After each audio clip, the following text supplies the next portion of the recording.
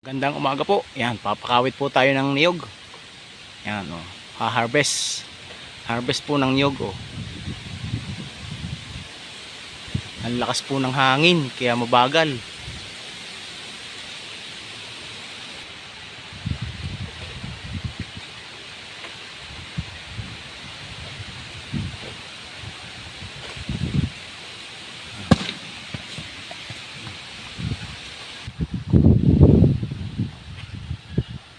Yan, oh. Medyo may kataasan po ang niyog dito sa amin, kaya medyo mahirap kawitan na po, eh. Yan, oh.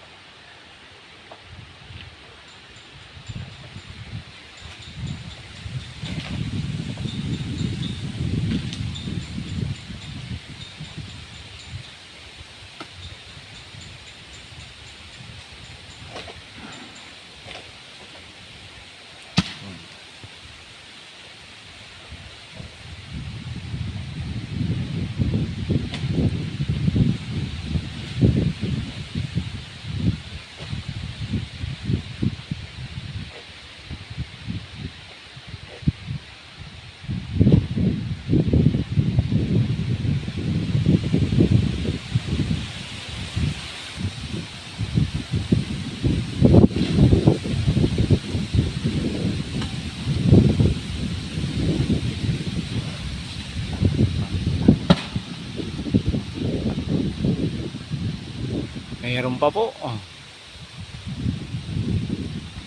Ano, taas po ng niyog dito sa amin, kaya mahirap ahin.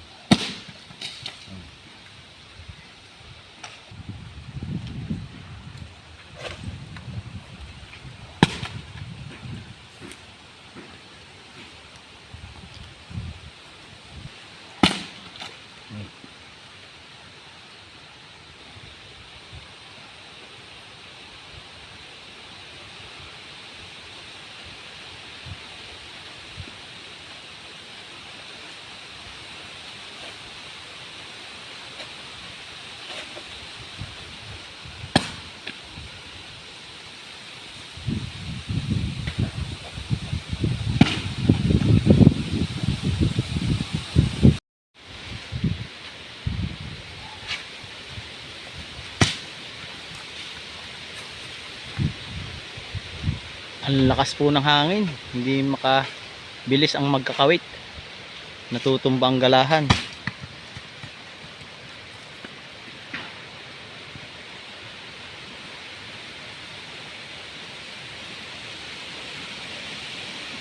Yan, ang lakas ng hangin.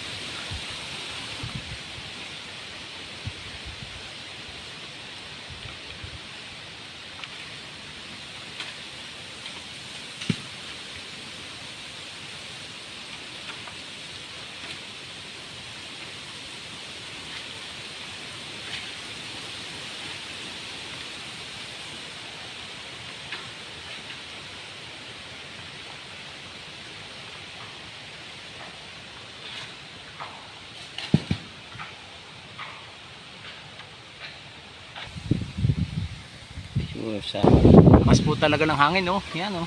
Tayong bunga ng niyog.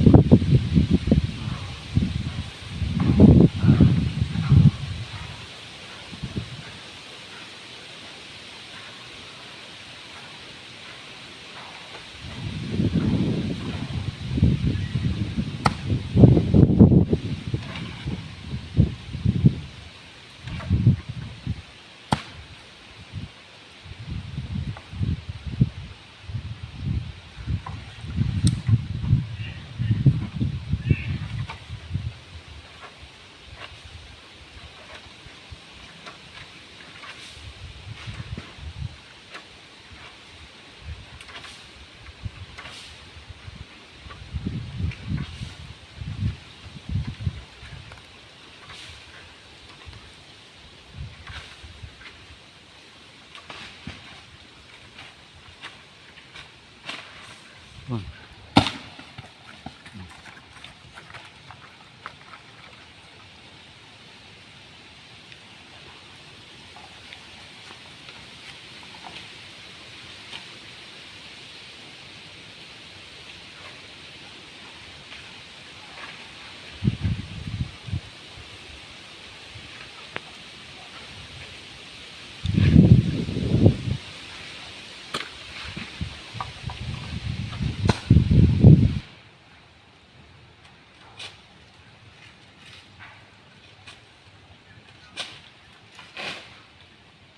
Sumampit pa. Sumampit pa sa nganga.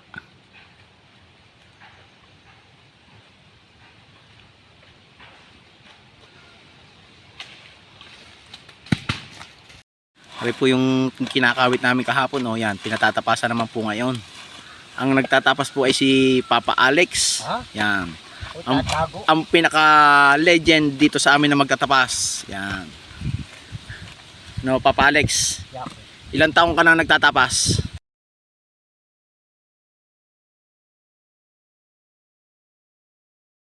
Ilang taong ka na nagtatapas? May 50 na taon ka na nagtatapas? Hmm. Mga 40. 40 years ka na nagtatapas. Bah, ilang taon? Ako yung 69 na. Aba, 69 ka na? Hmm. Yan, siya nga pala dito ang pinakamatandang magtatapas. 69 years old, nagtatapas pa ng niyog.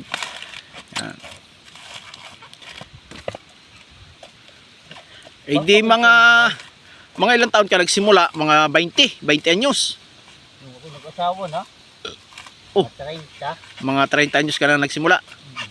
Bah, Binata, hindi ako nanapas ba? oy, mapira kayo nung una eh. Masakit sa kamay. Oo nga no. Pero nung ikinag-asawa ay ikaw ay nagtatapas na. Ah. Ba, papakain mo.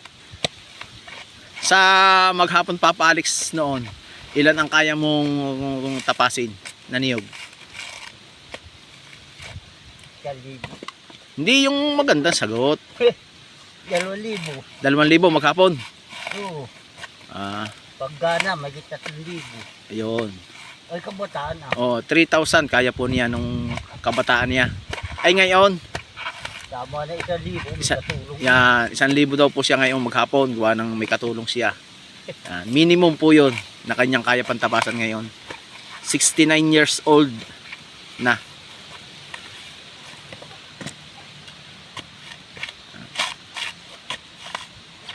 Po, mabilis pa rin siyang tumapas, oh. Oh. Kita naman po ninyo, oh, matuling pang tumapas, oh. At saka pati po yan ay hindi pa nagsasasakit ang bayawang.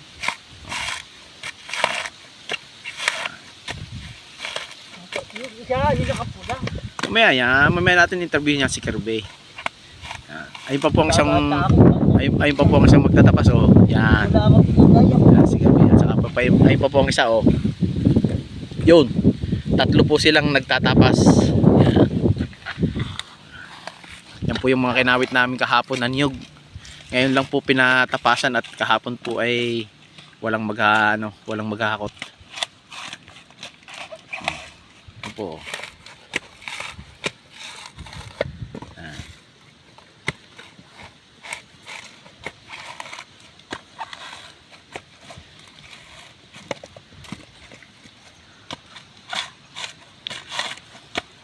Meron kaya Papa Alex na nung kabataan ay kaya ang 4,000 maghapon? Kaya ang 4,000 maghapon? Kaya? Maagap na maagap lang ang umpisa. Oo. Ah,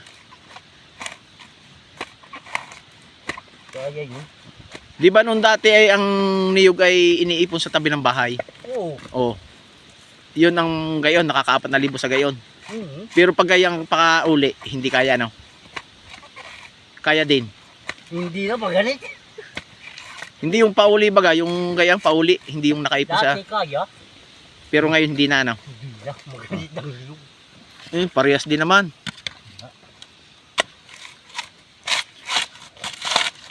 Yan.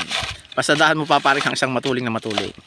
Ano? Oo, nakakamay. Hindi, yung magaling na yun. Kina naman po ninyo yan si Papa Alex, oh. Baka ikaw ay mababayaran Papa Alex, eh di ikaw ay sisikat. Ha? Ano mama? Ha. Oo.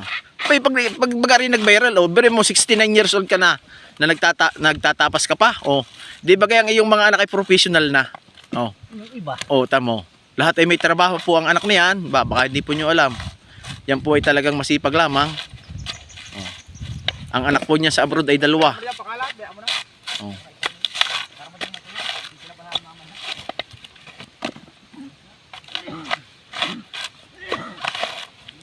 Yan po ninyo. Oh. Tapos po lahat ang anak niyan ng pag-aaral dahil sa kanyang pagsisikap. Yan, napagpaaral ng anak.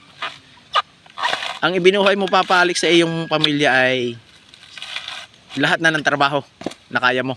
Oo, construction. Tama. Yan, lahat po niyan, alam mo halos lahat niyan. Huwag lang ay sa opisina. Yan, ari naman po yung dalawang magtatabas. Oh. Yan.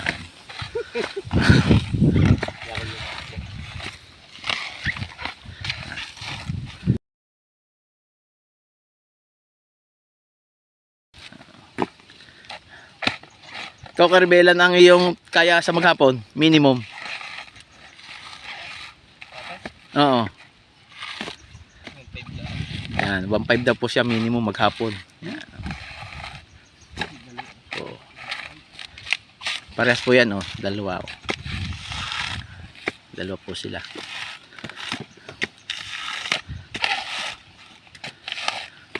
Mamaya po yan, inasa labas na din. Kakargahin na din po yan. Ano papadalhin sa abili ka?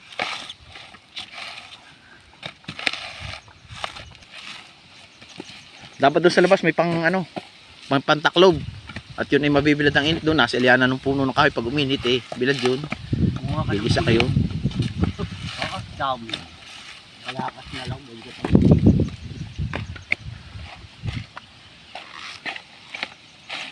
Yan po ang naharvest namin niyog, oh. Yan.